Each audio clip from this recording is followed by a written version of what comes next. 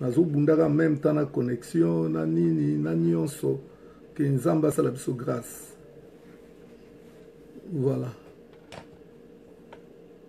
Ok. Nyemba ani nzamba pambola yo source divine amba nzamba pambola yo Diane Ifani nzambe amona yo. Nzambe amona yo. Alors bien-aimé, nalingi bongo to banda na mater na biso o tokolobela bongo sur les songes liés à la vie spirituelle. Les songes liés à la vie spirituelle. Alors bien-aimé, tomonaki ke nzambe alobaka tantôt d'une manière, tantôt d'une autre. Mais malheureusement, l'homme ne prend pas garde. Nzambe alobelaka biso ebele. Alobaka mingi mingi na bandoto. Nalobaki ke eza penza normal te ke yo mwana na nzambe olotaka ndoto te. Po ndoto eza voie de communication privée et préférée à nzambe entre ye na bana na ye. Nzambe alobelaka bana na ye mingi mingi mingi mingi na nzela ya ndoto. Bien aimé na nzela ya ndoto etalisaka intimité entre moto na nzambe. Ndoto etalisaka intimité entre moto na nzambe bien aimé. Donc wana nzambe akolobelo sans intermédiaire. Directement azako s'adresser na yo. Yango tomoni na mukanda ya Joël pe na mukanda ya Acte. Nzambe kolobela biso ke il parle cependant tantôt d'une manière non alobi ke na tango asuka na ko sopa molimo na ngai na moto nyonso. Ba musuba kozwa ndoto, ba musuba kozwa vision, ba musuba kozwa prophétie. Donc soyez to comprendre bien na ndoto na vision na prophétie nyonso eza na kaka ba voie de communication ya nzambe na mutu na ye. Donc ndoto, vision, prophétie en réalité, c'est la même chose. Ezaka ke loko moko. Oyo nzambe a sepela kolobela biso. Yango lelo bien-aimé, na sepela ki na émission na biso sur l'interprétation des songes. Lelo toke ne kolobela les songes liés à la vie spirituelle. Les songes liés à la vie spirituelle. Nini toke koloba bien-aimé. Dieu nous parle de notre marche avec lui en songe. Nzamba lobela biso na etamboli na biso puisque tozo lobela les songes liés à la vie spirituelle. Vie spirituelle ni koloba boyokani ya yo moto na nzambe. Pe na kati ya boyokani ya yo moto na nzambe, nzamba lobela biso mingi na nzela ya bandoto. Nzamba lobaka mingi na nzela ya bandoto. Yango na bien-aimé, nos songes révèlent si notre vie correspond à ce qu'il attend, ce que Dieu attend de nous. Bandoto mingi oyo lié na vie spirituelle, nzamba zolobela biso bien-aimé kotalisa biso soki etamboli na biso eza kosepelisa ye. Soki etamboli na yo nzamba zosepela na nzamba kosola na yo moko directement avant que ne koyebisa prophète, avant que ne koyebisa mutu mususu, nzamba kosola na yo moko mbala moko bien-aimé. Nakopesa bino exemple bien-aimé ya mutu lokola Salomon. Exemple ya mutu lokola Salomon. Salomon n'avait pas besoin que Nzamba qui ne koluka prophète. Salomon n'avait pas besoin de cela, bien-aimé. Dieu a parlé à Salomon directement. Nzamba lobeli Salomon directement yemoko.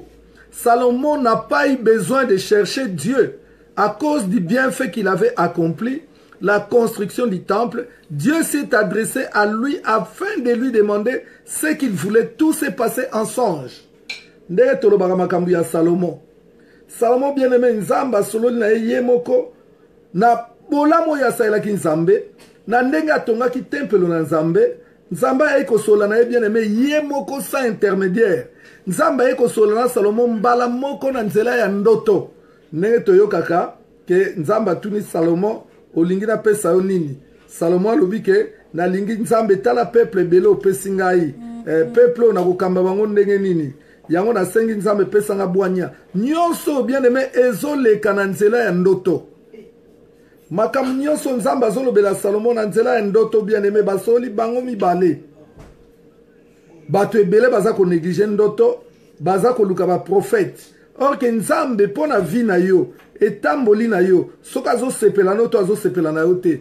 Nzamba kwe kolobelo ka na nzela ya ndoto bien-aimé apesi yo mabomba mi pe atalisi yo oyo azokanisa pona tina na yo. Yango wana lobaka ke konegije ndoto eza eloko moko ya kosakana te. Nga lobaka ata église. Soki église ezokamba na prophétie bien-aimé. Mais soki prophète wana apesi fausse route. Omoni ke église mobimeko bunga.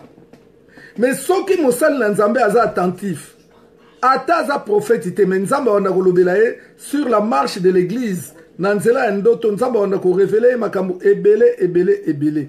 Yango wana bien-aimé esengeli tozalaka attentif. Tozwaka pe ntango akolalaka pongi. Po na nzela ya pongi nde nzambe akoya kosola na biso na bandoto. Do tozwaka ntango wana ya kolalaka pongi. Soko lalaka pongi toza ntango nyonso likolo oza kozila kaka prophète ya koloba na yo bien-aimé eza pasi. Yango wana nalingi penza toyeba lelo kokota na kati ya makambo oyo tomonaki ba Salomo bapambolamaki bato ebele bapambolamaki pe nzambe arevelaki bato ba marche na bango par rapport ya na nzela ya bandoto. Lorsque on rêve qu'on ne parvient pas à bien courir devant ses ennemis.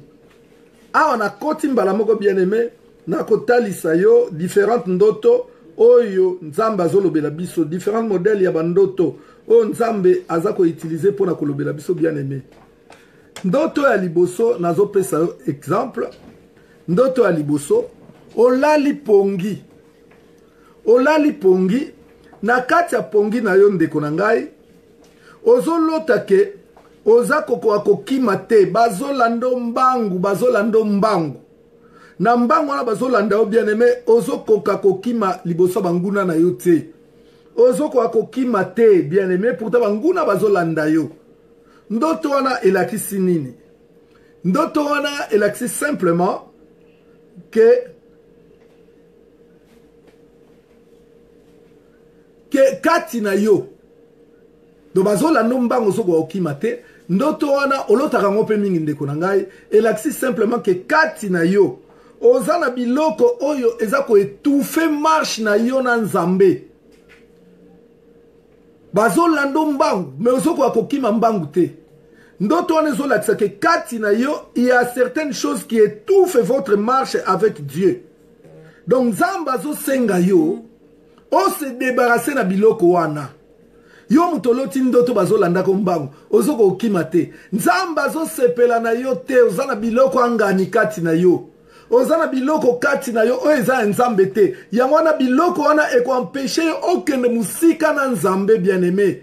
Okende musika na nzambe. Na kopesa yo exemple na kati ya ndoto wana. Puisque makambo nazoloba bien-aimé eza makambo ba pensée humaine te. Bien-aimé c'est vraiment le discernement de l'esprit, le discernement des songes ou l'interprétation des songes. Bien-aimé eza toujours par rapport ya liloba na nzambe. Owe kozwa philosophie to pensée to bokoko ya batu otiate pona koyeba ko interpréter ba vie ya batu. Non, jamais du tout bien-aimé. Yango na ndoto o yozo kima mbangu. Mais ozo continuer, mais ozo kokate et pourtant banguna bazolanda yo. Alors tokota na makomi bien-aimé, na makomi tokomona lokola Paul azoloba ke bozala kokima malamu, mais eloko ni epexi bino bokoba na kokima.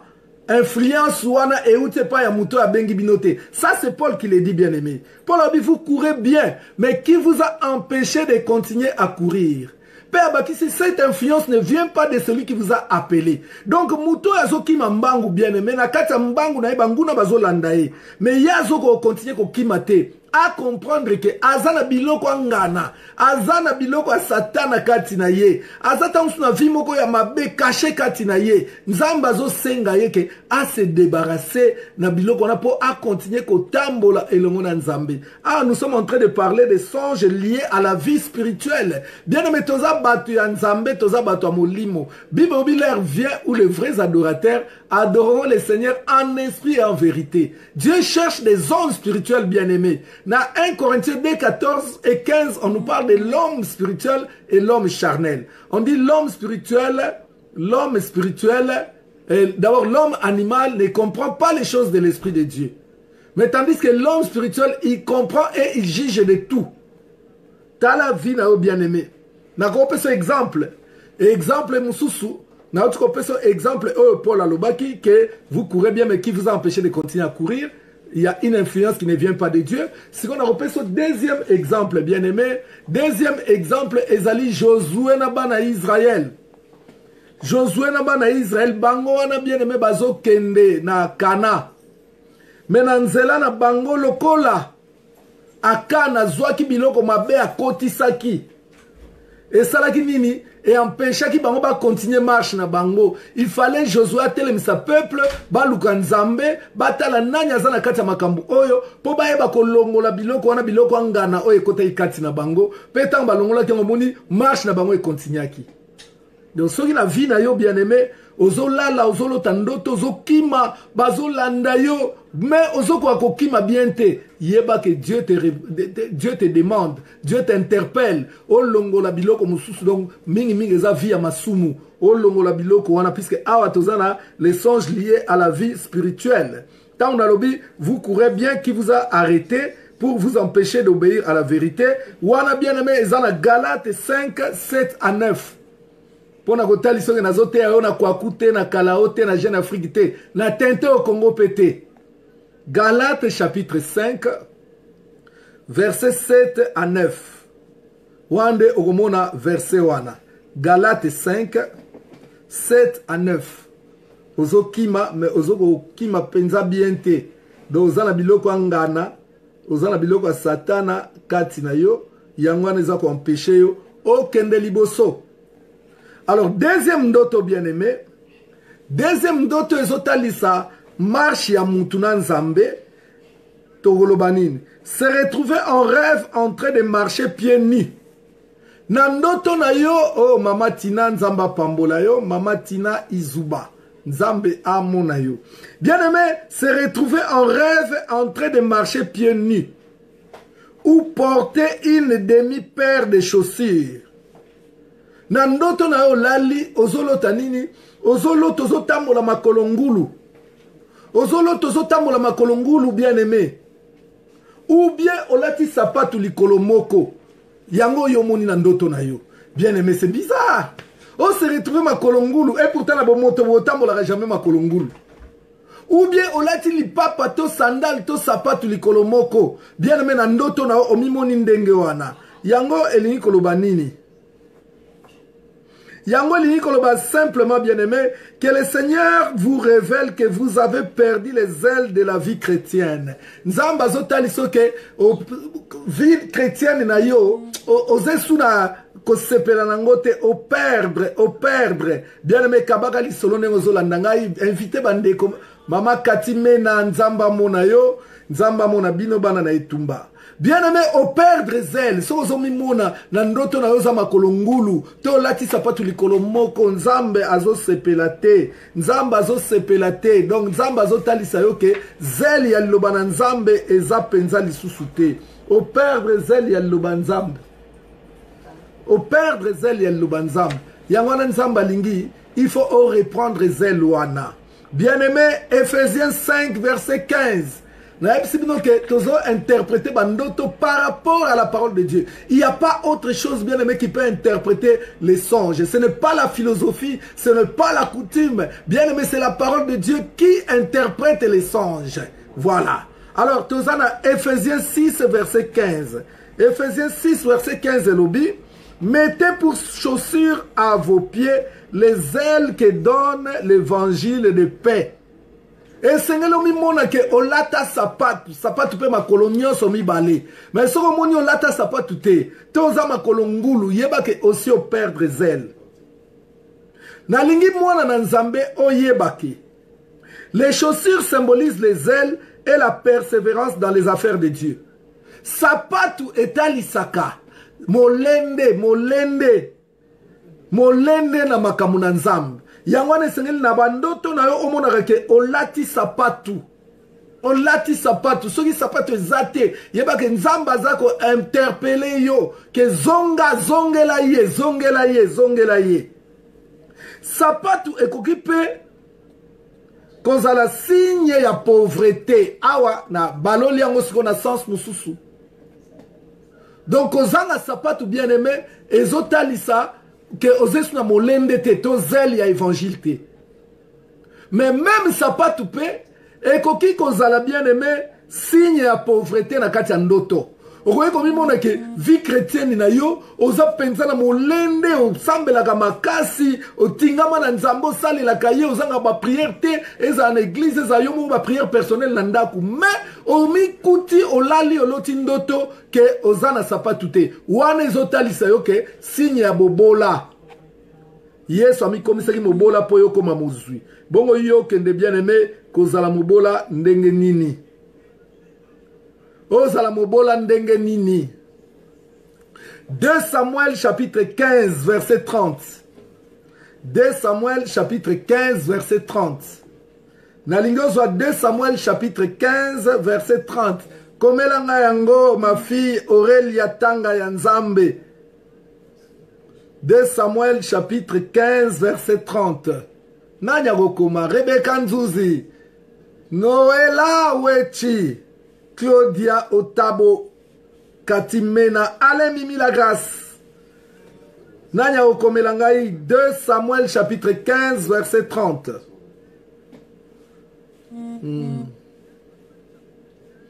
Voilà, merci Noélie Luinga Kiala. Ozalaga mwana mayele na sina mona déjà. Nzamba Pambola ma fille Anaël Dior Laza. Que mon Dieu te bénisse. Rode Krishna. Zamba Pambolayo. Alors, bien aimé, dans 2 Samuel chapitre 15, verset 30, Walobinin. David a nazotanga, je lis au nom de Jésus-Christ. Amen, ezate. Pourquoi ça amen? 2 Samuel chapitre 15, verset 30. Je lis au nom de Jésus-Christ. Amen. David monta la colline des Oliviers. Il montait en pleurant et la tête couverte. Il marchait nu-pied. Et tous ceux qui étaient avec lui se couvrirent aussi la tête. Et ils montaient en pleurs. Voilà, bien-aimé. Ah oui, zotalisa. Kozanga sapatu. Balobi David azo matama kolongulu.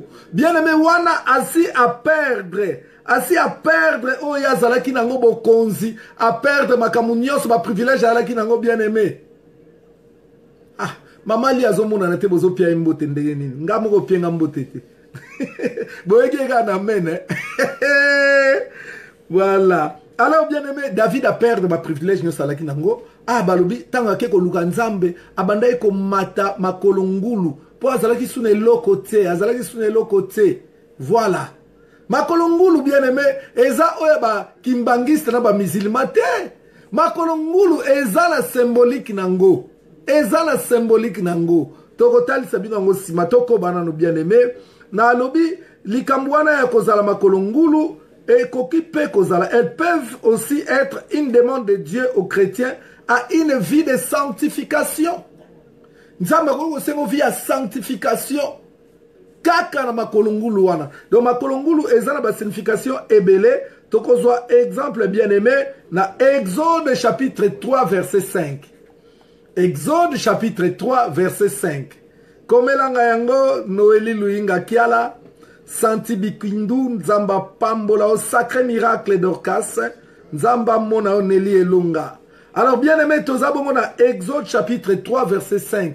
Nalobaki na bino bien aimé tokotanga tokoteya makambu toko interpréter bandoto par rapport ya liloba na Nzambi. Yango zomona bien aimé tozo pesa bino ba texte pour eba ko accompagner Exode merci Ida Otabo merci Noélie Nzamba Pambola.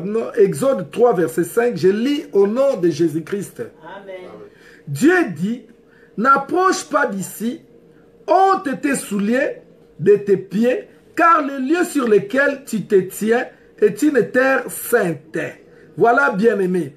Awa Nzamba zo yebisa Moïse. Moïse oya azalaki na vie na ye. Moïse oya bomaki batu. Moïse oya tambolaki na ndenge na ye. Po akutana na Nzambe, Nzamba lobi na Moïse, longola sapatu po sika oyo zo pusana ezali boule. Donc bien aimé, c'est un symbolisme ya sanctification. Donc Nzamba zo senga biso sanctification. Okolo tandoto mususu bien aimé, makolongulu Nzamba zo sengo sanctification. Voilà. Donc, porte, token andoto mususu. Olali ozolota bien aimé, que olati bilamba ya salité, to bilamba déchiré. Na kati andoto na yo. Na français balobi, porter des vêtements sales ou déchirés dans son rêve.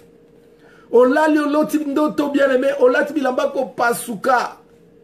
Olati chemise pasuka na mukongo. Olati chemise soko tombo loboko. Ah, nyo se pasuki, pantalon pasuki, jipe pasuki. To bilamba ya salité. Olali na ndoto bien aimé, oloti eloko wana. Oloti bilamba ya salité, yo mutolati yango. Ezotalisa nini? Bien aimé, ezotalisa simplement que ozala kotambola na boyenge benite. Marche sans, ozotambola sans sanctification. Donc il y a une manque de sanctification na vie na yo, ou bien une vie de compromission. Vie de compromission. Donc ozotambola malamu te liboso na Nzambe. To vie à compromission. Na gopesa ka exemple. Otambola no banga Nzambe, oza bien, opesa ka badim, offrande, ojena ko sala ka nyonso, mais oza na kati ya loi kutu sompa. Yaka to vanda. Yo pona yo moni ke ngana za na vie bien. Mais Nzamba kokotaliso eloko wana ke ndenge otambola ka wana. Ata opesa ka moko na zomi. Ata osutena ka musala na Nzambe. Ata obanga ka masumu mususu. Mais na ndaku no vanda ka na masumu. Yango Nzamba otaliso ozotambola bilamba e pasuka de vie ozoke nango. Ozoke de sans sanctification. Donc ce que olali oloti bilamba e pasuka, olati bilamba e pasuka, to olali oloti bilamba ya salité olati yango. Donc Nzamba zotalisa yo ke ozana vie ya sanctification te, vie ya boyenge benite. Voilà. Kolala oloti ndengwana ma bepenza. Zacharie chapitre 3, 1 à 3. Total bien aimé, tozo interpréter ndoto selon les écritures. Toko interpréter selon sagesse ya biso ya batute. Toko interpréter bien aimé pas d'après toyekolaki na théologie. Toko interpréter pas na coutume na biso ou bien éducation wa pesa biso. Toko interpréter makambo na Nzambe kolandisa liloba na Nzambe. Bien aimé tolobi bien olali oloti ke olati bilamba salité ou bien olali oloti olati bilamba e pasuka. Donc Nzamba azo reprendre yo. Nzamba azo reprendre yo ke ozana manque de sanctification. Otambolaka na boyenge benete, otambolaka na sanctification te.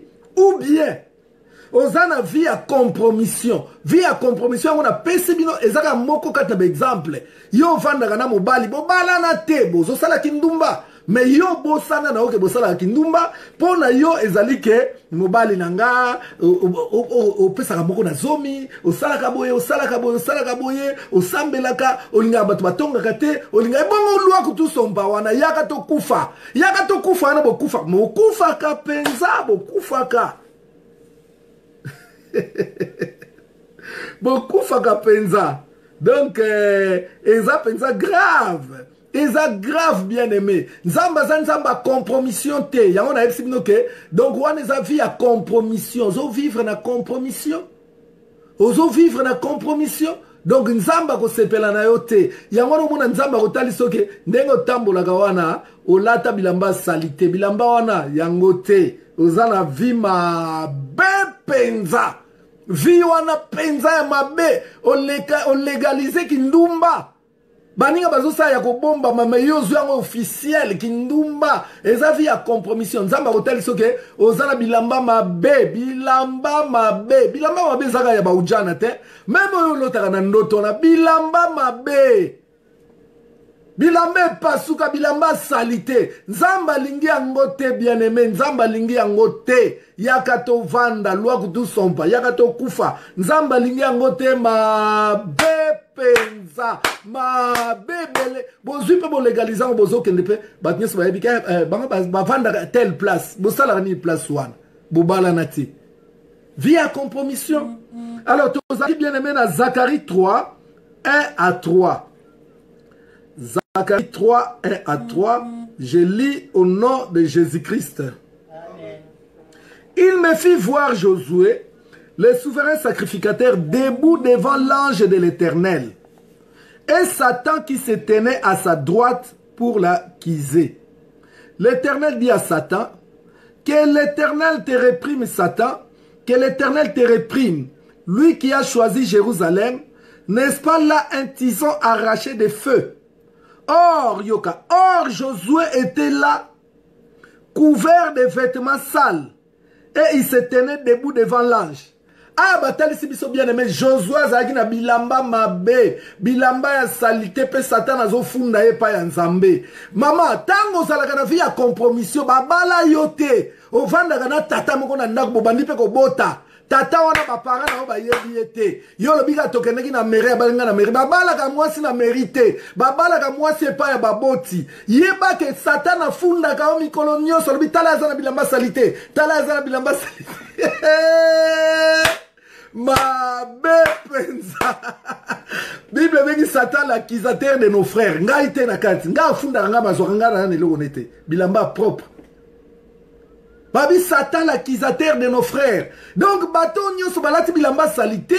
Donc on baza na kati ya via ya masumu. On nyonso bana via compromission. Satan afunda ka bango butu pe moi. Tala bien aimé awa. O eza mosali na nzambe.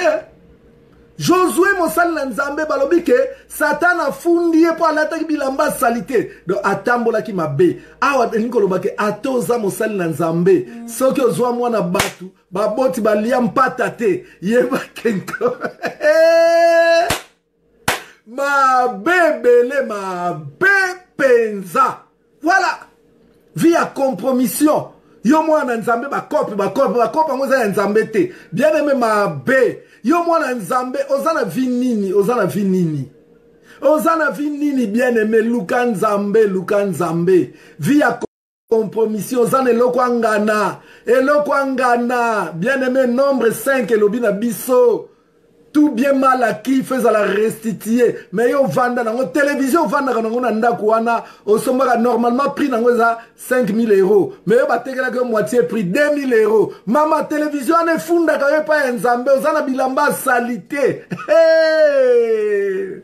Ça va blanchir. Tokende bien aimé. Quatrième ndoto. Olali ozolota bambuma o epola. Voir des fruits pourris dans ce rêve. Nandoto nozomona bambuma epola bien aimé bambuma epola. Ozomoni nzete me bambuma wana na kata nzete epola. To loti panye moko boye eza na bambuma epola. Elingi koloba nini kolota bambuma epola. Soko lali oloti bambuma epola, cela montre que vous allez échouer dans ce que vous faites. Soko lali oloti bien aimé bambuma epola. Yango lingi koloba ke oko échoué na makambo ozo sala. Oko échoué na musala ozo sala. Oko échoué na ministère na yo. Oko échoué na vie na yo. Oko échoué na commerce ozo kende. Bien aimé kolota nzete za na bambuma mabe. Kolota sani moko boye bassin. To basani yo totsaka bafuyi na ndaku. Bien aimé etondi na bambuma ya mabe ezo talisa ke tu vas échouer. Zamba pambola mama Lydie na papa Eric Ndombe. A pambola bino ebele chimène la grâce. Et puis je peux saba fossette. Voilà. Yo lotaka nini. Olotaka bambuma ya mabe. Or Dieu nous exige. Jean 15 verset 16. Jean 15 je pense. Nzamba zo exige biso. Nzamba lobi, ce n'est pas vous qui m'avez choisi, mais c'est moi qui vous ai choisi et je vous ai établi. Frère Bobtail, Nazwa, Bible. C'est la Bible, voilà. Fungola. Natang la Bible, on a vérifié. On a vérifié pour ngai na linga ba blague te na makambo ya. Olio landa makambo batala pesi versango yango te. Yo yebagi makambo.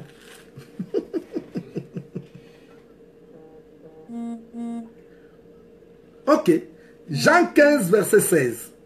Beaucoup mélange. Jean 15 verset... Attends 15 c'est pas mal. Donc au Kitinase, à partir de Jean 15 au Kitinase, hein, Yoka. À partir de verset 16. Jean 15 verset 16. Tout en Jean 15 verset 16. Merci Frida prémisse de Dieu. Nzamba pambola Noémie Louinga Kiala. En tout cas, ba note na eza favorable. Hein? Ils sont favorables Noémie, ils ont mata trop, ils ont mata, ils ont mingi. Malgré Aurélie, a qui première Makiti, Aurélie a comme celui quatrième, celui troisième. Alors, Yoka, Jean 15, verset 16. Je lis au nom de Jésus-Christ. Amen ici. Je lis au nom de Jésus-Christ. Amen. Ce n'est pas vous qui m'avez choisi, mais moi je vous ai choisi et je vous ai établi afin que vous alliez et que vous portiez du fruit. Et que votre fruit demeure. On l'a dit. Nzamba bino te. Ngai nde nzambe nde na ponaki bino.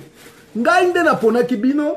Pe na lona ki bino po bobota mbuma. Pe mbuma na bine umela. Bien metangu yo loti mbuma na nzete pola. Mbuma na nzete pola umela gate. Cela veut dire bandege basiba dodi yango. Cela veut dire que oh yo ko sala comme affaire et ko simba te po ba substance wana basiba zwa yango déjà. Yango na nzamba zo senga na biso bien aimé to lotaka bandoto ya boyete on ba bandoto mse kokisama me mse kokisama te. Ndoto nyonso la tanzoto te bien aimé. Zala bandoto esenge la tanzoto.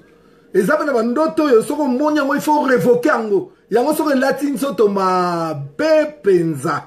Voilà, bien-aimé, hein, Tozoko Bakaka Namakambuana. Alors, cinquième type yandoto. Puisque, Tozan a interprétation des songes. Tozoko ça nous ba indice, Soko Lotindoto, bien-aimé, Oyeba, Ndoto wana eba ko sungayo, Oyeba ko interpréter yango, puisque ça langage yanzambi. Alors, Tokei na cinquième ndoto. Tolobaye ke oya lali alotindoto. Ba fruit pola ezala na panier na ndaku ezala na zandu ezala na nzete bien aimé bake o yazo sala nzamba zo avertir yeke ça ne marchera pas. Merci Kolo Jimafu nzamba pambola yo grâce ya tembea nzamba mona bino. Donc l'autre bandoto wana te so l'autre yango révoquer mon mbala moko ezandoto mabe donc nzambe avertir yo puisque ici nous sommes en train de parler des songes liés à la vie spirituelle. Oh ezama kamba molimo bien aimé. Alors cinquième type yandoto. Voir un mariage dans son rêve. Ulali oloti libala. Ah quel ndoto kitoko. Ulali oloti libala. Bijou bomolo fungola matoi. Ulali oloti libala. Et ça bien. Mais, bien aimé Tokope Sabino, quelques significations. Il y a Oyo alali aloti libala. Tokope Sabino, trois significations. Trois significations. Ndoto mutalali aloti libala. Et ça na ba signification misato. Et ko zala ya libose ko zala mi bale ko zala misato. Donc esengeli ofungola makutu oyoka. Ulali oloti na ndoto na bien aimé libala. Alors première signification, il y a ndoto mutalali aloti libala. Première signification, bien-aimé, vous avez été pris comme témoin pour un mariage ténébreux et comme parrain d'un agent des ténèbres. Donc, tant que vous avez le tilibala, et que vous avez bien-aimé que vous avez le témoin, il y a libala, il y a mon lili. Bon, tant que vous avez un mariage spirituel, il y a un témoin qui a été et ça na batumusu déjà baza même na sorcellerie inconsciente azoye baté bazoye parrain yazoye baté bien aimé alali aloti libala mo baton azo balana mais yaza parrain ye mutazo parrainer bango mais yazoye baté ngaye so bazo parrain à mariage spirituel ya mulili ma bepenza wana lisuma ya zazu bien aimé so bazo parrain ya mariage ya mulili ngaye ma be makasi dans la Bible peut parrain za na ngote.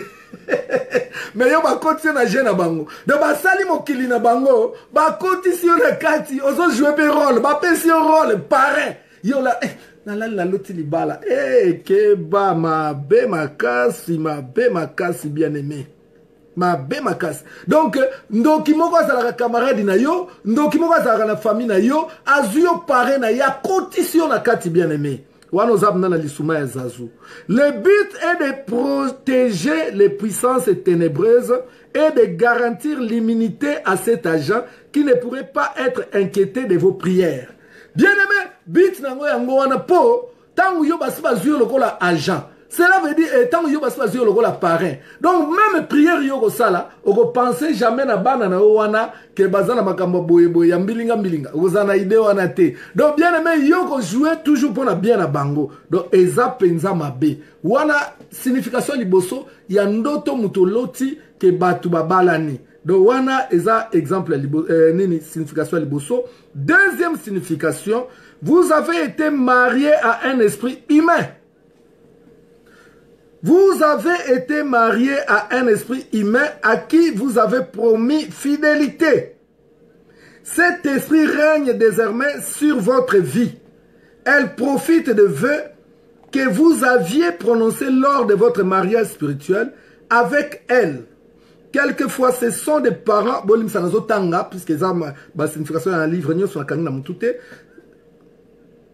quelquefois, ce sont des parents ou des ancêtres qui ont marié leur descendance à leur postérité à ces esprits sataniques. Donc, awa balingi kolobani bien aimé, ton alingi kolobani ni ponga mo na komi livre ango, a nazote ya bino na livre ango bien aimé, livre ango yango na snipe bino, somba ezanango cherté, somba, bengangai bien aimé, bengangai, vous avez détail, olingi livre na kotinde lo place yo zali, livre, voilà. Nan to dédicacé mais déjà na sali ngolu que oyeba ko se procurer nango. Alors bien aimé, donc to oti ko lo baboye. Na ndoto oyo ya mibale. Non, na ndoto kaka oyo ya olali oloti libala eza très dangereux. Et roye ko zala ke ba marié yo, ba balisi yo. Na molimo moko boya mabe. Yango wana bien aimé nzamba lobi libota na ngezo kufa na kozanga boyebi. Même mukolo bokoye ba solo ko kango la bino. Ba te bele bazale ona na mari de nuit, na mari de nuit. Mais yo lotaka ndoto ke ozobala, obala kanani? Oye bakate mama. Donc yalaki mukolo ya libala na yo, yalaki mukolo ya libala na yo. Yango na bien aimé, tango ba balisaka batu na mari de nuit to femme de nuit, ezalaka pe na ba cérémonie ndenge to salaka na moi. Ezalaka na ba vœu maloba oye loba maka. Consciemment ou inconsciemment. Ezala makambo esale maka. Ezala ba alliance elate maka. Ba alliance pété. Elata maka. Ezape na ba robo balataka. Ezape na ba registre ba signaka. Ezape na ba uniforme batu balataka. Bien aimé ezala masanga pe batu ba melaka pe biloko kolia batu baliaka. Donc ndenge to mona kana moi ndenge pe esale maka na butu. Yango ne sengeli bien aimé ke oyeba.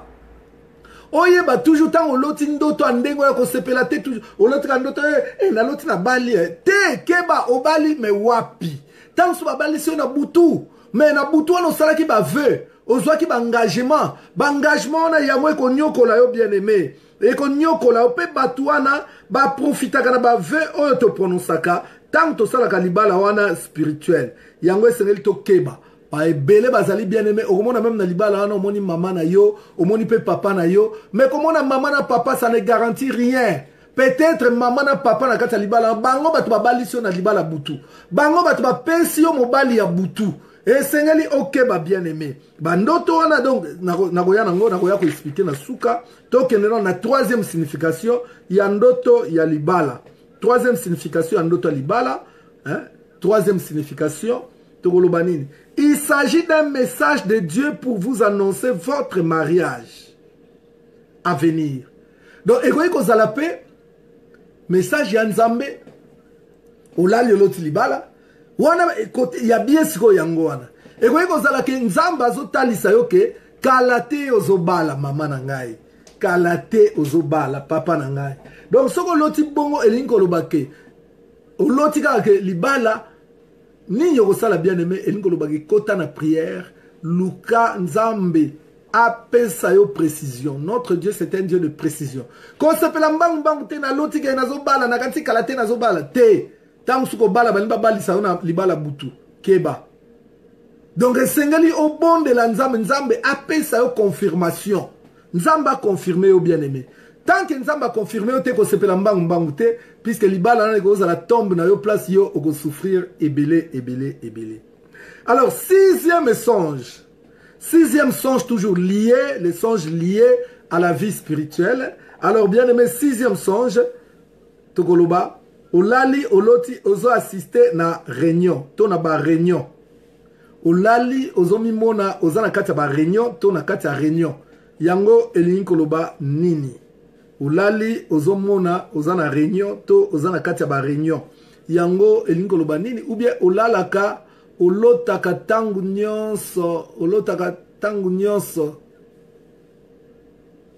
olotaka souvent que oza na réunion yango elingi koloba nini. Cela montre qu'il existe un lien de ténèbres entre les rêveurs et ses ancêtres.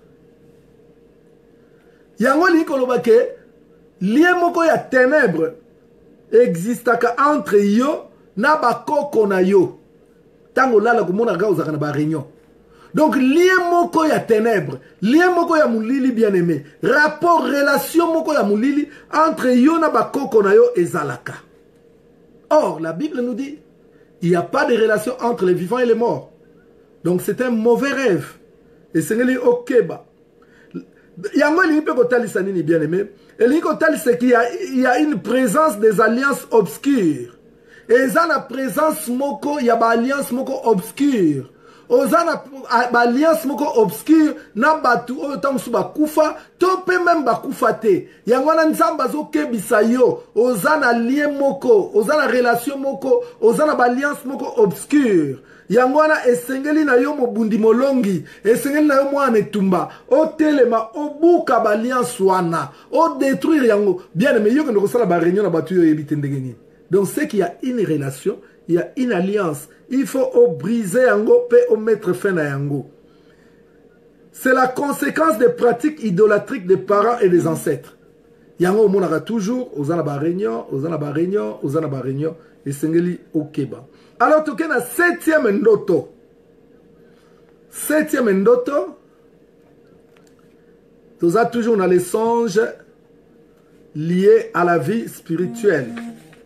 Les songes liés à la vie spirituelle. Alors, est-ce que tu repères sa septième ndoto?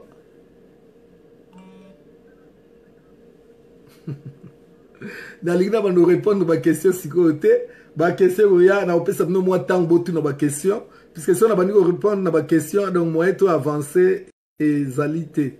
Donc yango na to avancer na nous, bon sima. Na opesa mno temps pour poser la question. Na go sukata na 10e ndoto puisque ba ndoto lié à la vie spirituelle ezana no ebele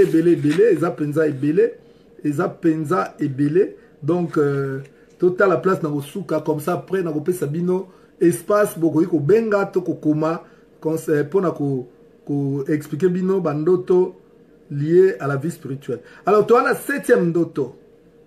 Na 7e ndoto vous êtes accusé. Oloti bien aimé que ba fundio na tribunal. Nandoto no moni ba fundio na tribunal. Ou bien ozokende ko samba. Oloti ba fundio na tribunal to ozokende ko samba yango linko loba nini. Soko lali. Oloti ba fundio na tribunal to ozokende ko samba yango linko loba ke na monde à ténèbres ba monter dossier moko munene contre bino contre you bien aimé ba monter donc yeba ke ozana dossier moko ya munene na monde à ténèbres donc bazolu ko occasion po ba sambisa yo esengeli okeba donc bandoto ndenge wana donc eza ba projet ya ténèbres donc yo mwana na nzambe mobundi molongi okotelema po bandi ko buka ba projet wana ko pasola ba dossier wana ko tindela ngo moto yamba moto po ete bien aimé yo samba na ténèbres te po soko samba na ténèbres yeba ke okotikala kolonga te po na juge na procureur na ba témoin bango nyonso bata ténèbres bakokwisa yo kaka okolonga te yango wana soko lali ozolota ndoto ndenge wana nzamba zo révéler oke il y a un grand dossier qui est monté contre vous depuis le monde des ténèbres. 8e type yandoto lié 8e type yandoto lié à la vie spirituelle. Vous rêvez de perdre vos dents. Vous rêvez de perdre vos dents. Olali ozomona que ozesuna minute. Ozolota batebele balota ngo. Ozolota bien même munoko minu ezali susute. Minu na munoko ezali susute. Vous rêvez de perdre vos dents ou bien d'avoir les dents cassées ou de se les faire arracher. Hein? donc olali ozolota ozesu na minu te to babuki yo minu to bazolongolo minu ndoto wana elakisi nini bien aimé bazolongolo minu to babuki yo minu to ozesu na minu te bato ya ndenge wana mingi même koseka bata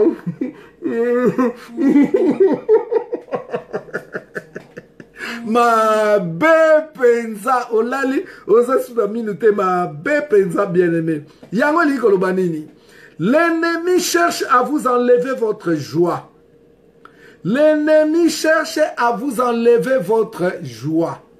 Ba longoli o minu, to bazo arraché o minu, to ba bouki o minu, to zana minu te, o lali o loti ndengwana. Yeba ke ennemi azo luka na monde a ténèbres, ba longola yo esengo nyonso zalaki na yango ekende, ozale suna esengo te bien aimé, okoma muto mawa, muto kolela, muto ya soni, muto ya pasi, muto azanga minu bien aimé, muto azanga minu aseka aseka bongo te, muto azanga minu soka seki, ata mabe penza wana lisuma ya zazu. Lisuma ya zazu penza wana ozanga mino bien aimé mabe. Donc soko lali oloti ndenge wana eza makambo spirituel. Nzamba zo avertir yo ke ennemi azo luka alongola yo esengo. Alongola yo esengo. Pe tokoloba ennemi azo luka a humilier yo pe a rabaisser yo. A humilier yo pe a rabaisser yo bien aimé. Tala bato bazala ba problème. Bato bazala ba problème bien aimé. C'est caca rarement au monde même quand c'est mais parce que bravo Jésus jamais donc ça pas problème mutu ya humiliation mutu ya pasi ennemi azoluka kotisa na pasi yango na bien aimé nzambe azo avertir yango il faut yeba ka langage ya nzambe. Ici nous sommes en train de parler du langage spirituel, langage ya nzambe. Langage ya nzambe koseka toko laksa minu eza image ya esengo mutu sa aza na esengo daye toloba yango ozoseka nini laksanga minu ko donc mutu asekaka laksaka minu na ye mais mutu aza humilie aza na pasi aza na esengo te abombaka minu na ye omona minu ne difficile naonaka nayebi te azoloba nayebi te moi la tsaminu ezate donc yango na soko lali oloti ba munokono polele minu ezate olali oloti bazolongolo minu olali oloti minu no eza ko bukana bien aimé keba ezali humiliation pe rabaissement yango wana soko moni siko par contre soko lali oloti ozo seka bravo donc c'est que mapamboli ezoya makamba malamu ezoya libala ezoya voyage ezoya bambongo ezoya voilà bien même mukanda pe ezoya yango moni mutasepe nasi mukanda soko lali oloti oza na esengo yeba ke lipamboli eza koya pe kolanda yo. Voilà bien aimé tokoba Pasteur Joseph Désiré nzamba pambola yo mutu na nzambe tobengani sima émission. Alors tokobi bien aimé 9e type ya ndoto. 9e type ya ndoto. Olali bien aimé ozo luka adresse. Ozo luka adresse mozo monate. Ozo luka sika moko boye mozo mona ngote. Nakati ya ndoto na ozo luka mais ozo mona yango te bien aimé. Ezali grave. Ozanga komona adresse na yo. Bien aimé ozanga koluka lié ozala koluka. Ozo luka te église, ozo mona place église ezate. Ozo luka te terrain ezala kawapi. Oyeba place terrain ezate. Ozo luka adresse moko mais ozo mona adresse wana te. Yango elingi koloba nini ndeko na ngai. Yango elingi koloba simplement que yo na bana na yo. Yo na bana na yo bazo soumettre bino na règle moko ya ténèbres.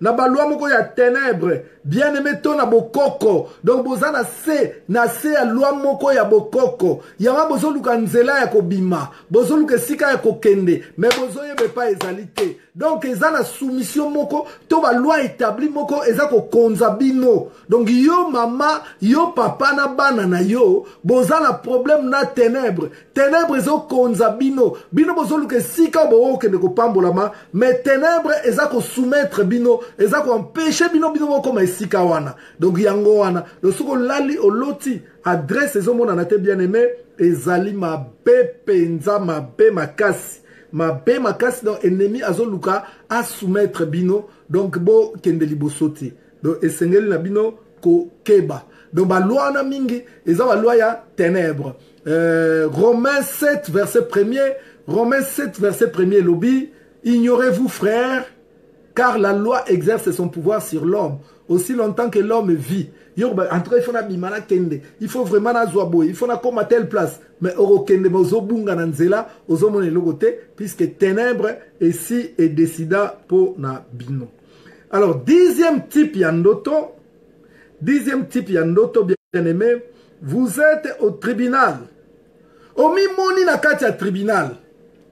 Omi moni okeko samba.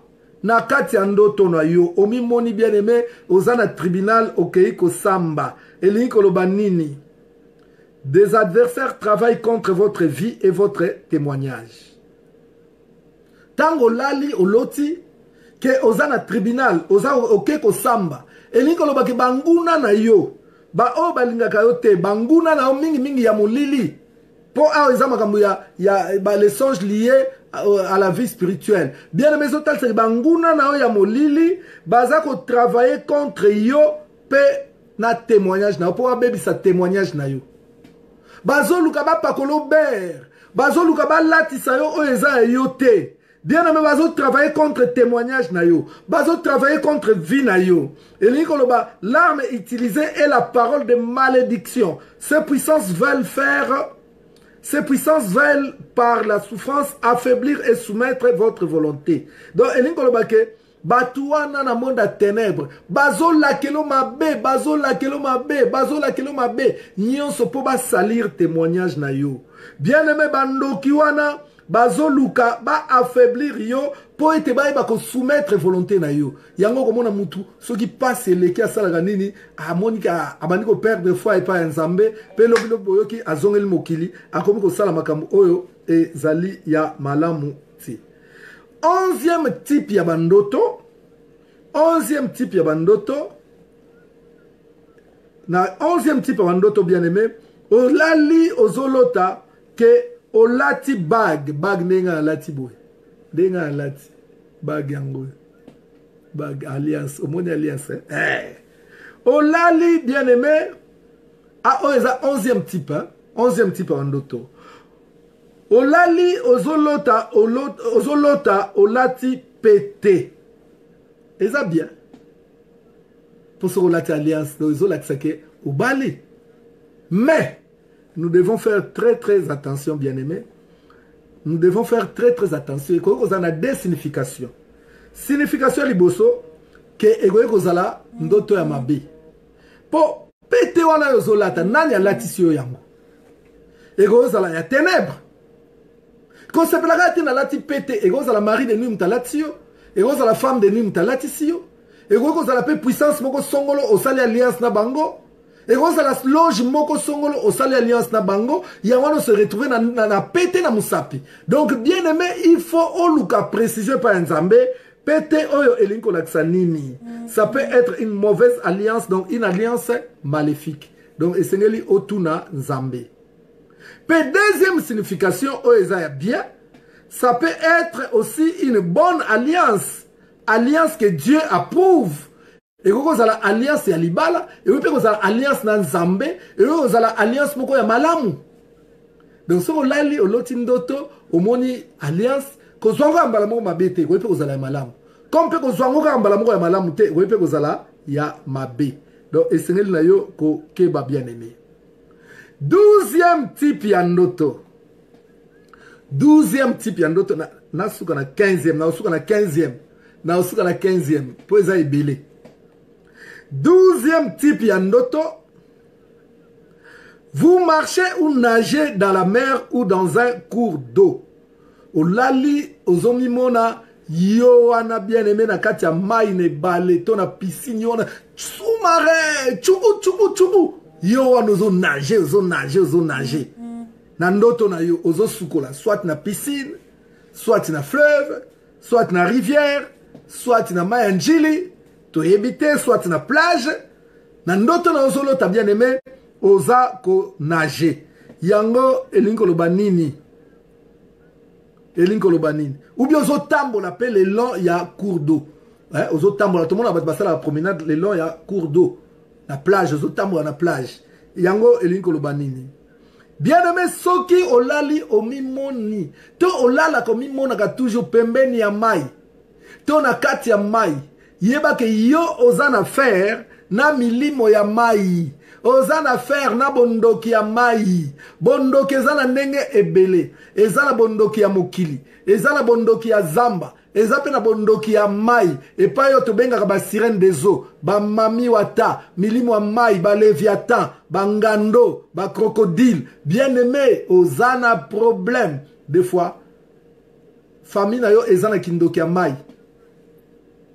Des fois, famille n'est pas kindoki ya mai. Donc, mutu nyonso alala ka lotaka. Soit azana kati ya mai, très souvent, bandoto ne mingi, ezalaka, soit azana kati ya mai, soit tambola ka pembeni ya mai. Donc, yeba ke bien aimé, yo zana problème avec les esprits des eaux. Donc, il faut ça là très attention. Nzamba lobaki nini? Na Apocalypse bien aimé, Apocalypse 12. Nzamba lobi, malheur à la terre et à la mer. Car le diable Satan est descendu vers vous, animé d'une grande colère. Donc, bien aimé, Satan, na kati ya mai, bien aimé, aza léviathan, aza sirène des eaux, aza esprit des eaux. Kaka Satan, moko, na kati ya mokili, aza linyoka, aza le serpent ancien. Yango yo tan, ozaka toujours peme na mai, yeba ke vi na yo, eza attaqué ou contrôlé par les esprits des eaux. Donc, sengeli yo yeba sikoyo, tant zo bon de la prière à délivrance, o yeba ko ciblé, ko canaliser, que bino tant sous famille na bino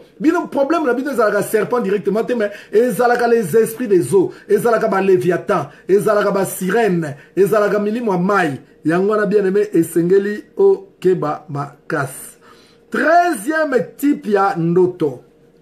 13e type ya ndoto. Na 13e type ya ndoto, tokolobanine.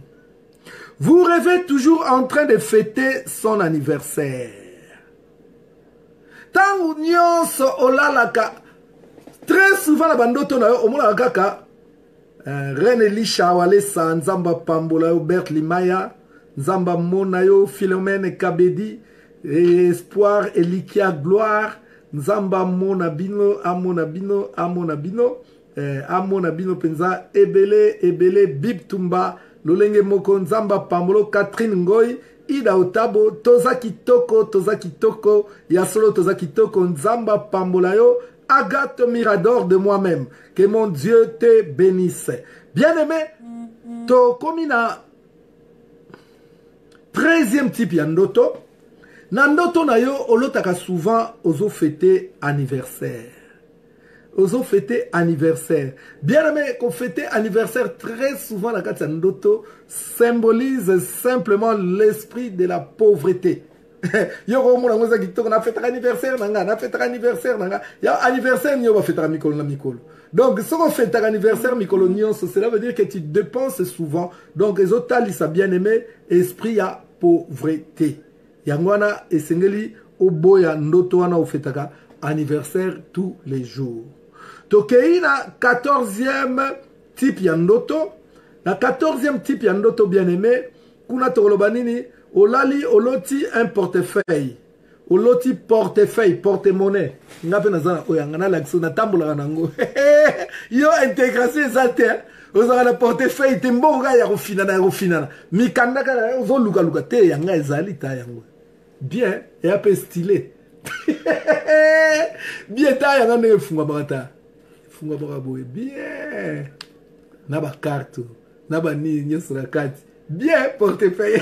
Oya ngeza na carte, ça na baka mukili kil na bo fungola ngo ya osala capture d'écran. oyo no bendanga makambo boyi na ngai na kanyango eh yo bina poto zanga portefeuille mabe penza lobi na marché kende kosomba portefeuille il faut ça nango bien aimé il faut ça na portefeuille hey Nzamba pambola yo fruit d'après-midi de Dieu tika Nzamba pambola yo tika Mimi de Jésus Nzamba mona yo voilà hein? Moi animation fait ça là moi bien tala elongola moi ba stress hein? Déjà talaga yo mimo na kaka na ba mari de nuit et il est stressé déjà il faut na animer un peu moi bien hein?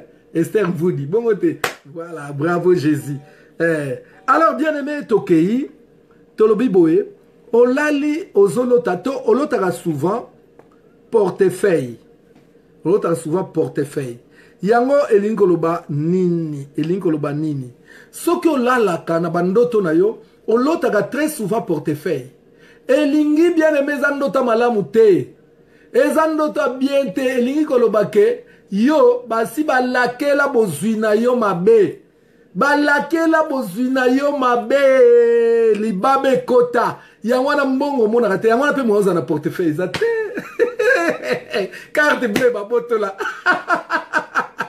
carte bleue babotola mukanda babotola portefeuille osana oni elingi koloba des paroles de malédiction ont été déclarées sur vos finances. Des puissances de sécheresse financière s'approchent de vous et de vos finances. Elles cherchent à localiser vos sources de financement afin de pouvoir les tarir. Oh, ya l'autre qui a bien aimé kaka portefeuille. À l'autre qui a portefeuille. Donc, Nzamba zo yebisa yo azo avertir yo. Nzamba, vous voyez que bandoto bien aimé, utilité na ma casse ces avertissements. Donc, Nzamba zo avertir yo que au moins na boka okuano zanango, ezali kamba portefeuille. Et elle va sur la frère Bob. Frère Bob, portefeuille. Donc, on fait son message mobile. Vous avez un portefeuille. Donc, finance na yo, balakela mabe bien aimé. Ennemi a son luka a localisé ba source na yo. Ah, on a ba source, ba carte bele za, ta na bogo tali songo ya inanga pamba. Et bele, ah, vous avez un moteur. Donc bakonuka bayeba ba source na yo na portefeuille nini ezalaka kuna nini batia kuna po bayeba ko tarir yango loba ko kauksango yango moni bien aimé portefeuille tango zolo tanzamba otalisa yo ke yo finance mobulu ba kausa yango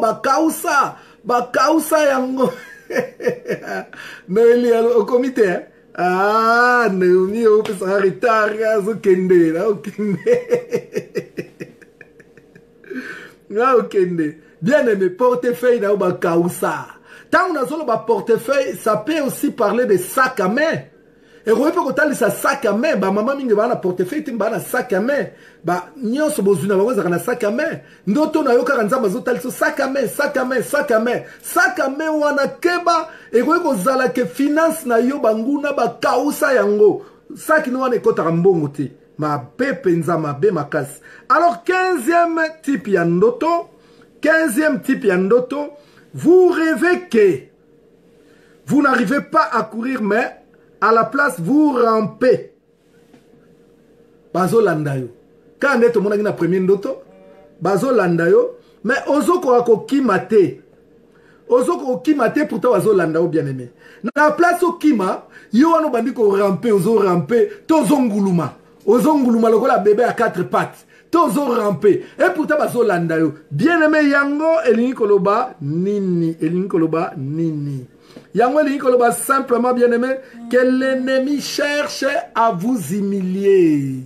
Ennemi azoluka a humilier yo so la kolota ndoto tangu nyoso zonguluma to tangu sozo ramper yeba ke ennemi azoluka a humilier yo. Bien aimé mutuba humiliaka a rampaka quatre pattes.